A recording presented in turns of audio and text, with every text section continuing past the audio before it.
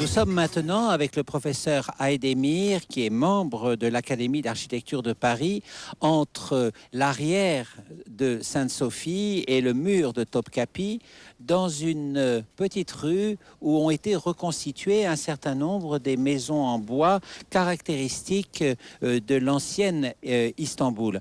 Alors, professeur, lorsque l'on est à Istanbul, on s'aperçoit qu'il y a évidemment une richesse architecturale exceptionnelle qui date de l'époque ottomane, mais qu'il est évidemment assez difficile de maintenir la plupart de ces architectures en bois. Comment se pose le problème de la rénovation, reconstruction à Istanbul? Alors, je voudrais d'abord dire que, à défaut de véritables projets de restauration, de sauvegarde, malheureusement, les opérateurs, disons, se limitent sur des parcelles isolées, sur des bâtiments historiques isolés et dispersés dans la ville. Donc, comme cette rue, par exemple. Comme cette rue, par exemple. Cette rue, c'est un peu différent. C'est un peu différent. On peut dire que c'est l'un des premiers exemples avec une envergure un peu importante qui a été faite par le club de tourisme et d'automobile de la Turquie. Donc, le quartier il était reconstruit aux années 80. Ça a été un très bon exemple pour les citoyens de la ville, pour les habitants de la ville, et même pour la ville, pour le public aussi, de montrer l'ambiance d'une rue ottomane, le mode de vie, de montrer un peu le mode de vie de la maison ottomane, le charme. Ça a été, je peux dire que ça a été un très bon exemple. Alors, plusieurs observations, professeur. Les maisons sont en bois.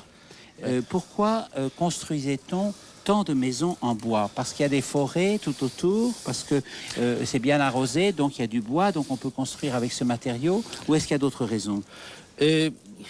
Dans l'histoire, on sait bien que au début, Istanbul, les Ottomans, comme ils étaient héritiers des Byzantins, il s'agissait des constructions en pierre et en briques.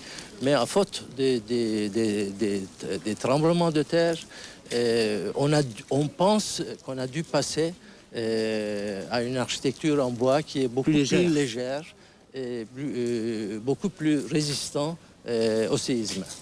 Et puis, ce passage de l'architecture de pierre en bois a entraîné un autre danger, ce sont les incendies.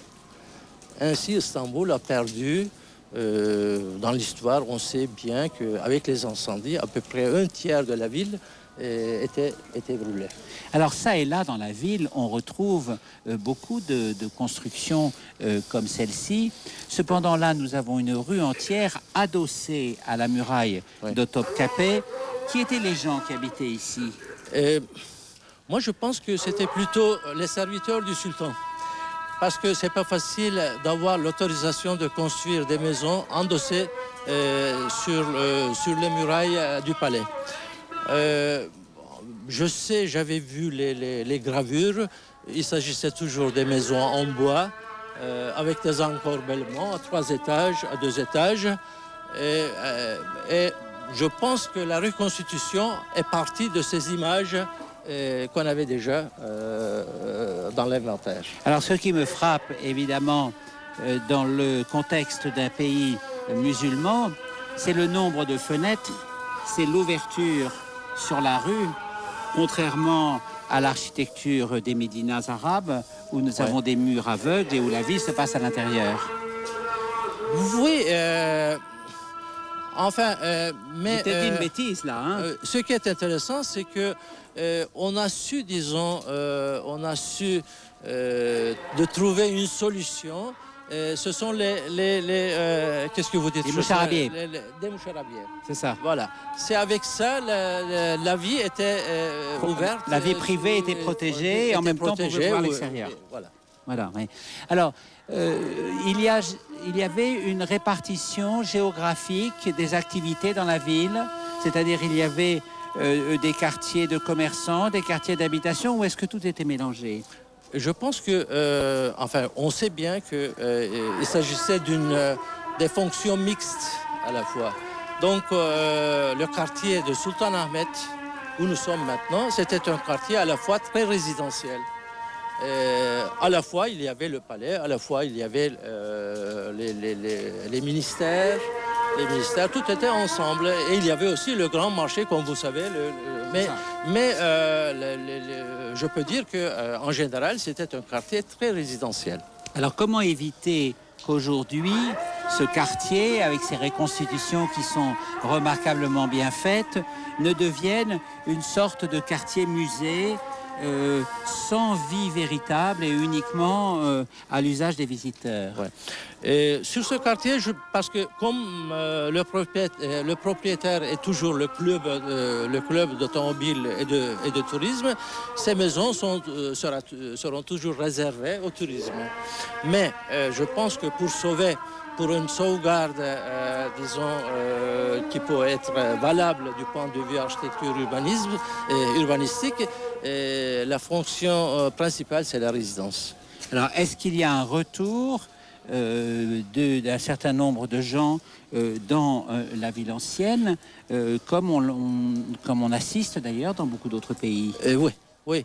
Et de ce point de vue, moi, je peux dire que ces reconstitutions ont été un modèle, un exemple pour les gens, à les pousser, à les initier, à renouveler, à restaurer, réhabiliter leur maison et à valoriser l'espace de la ville historique.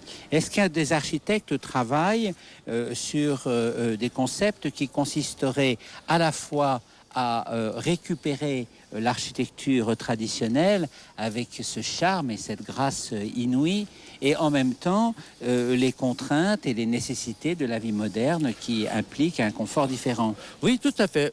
On a déjà connu le professeur Sedat Eldem, qui avait travaillé des années 30 jusqu'aux années 80, qui a fait pas mal de maisons ou bien de bâtiments à Istanbul ou bien ailleurs, qui sont tous une interprétation de cette architecture ottomane.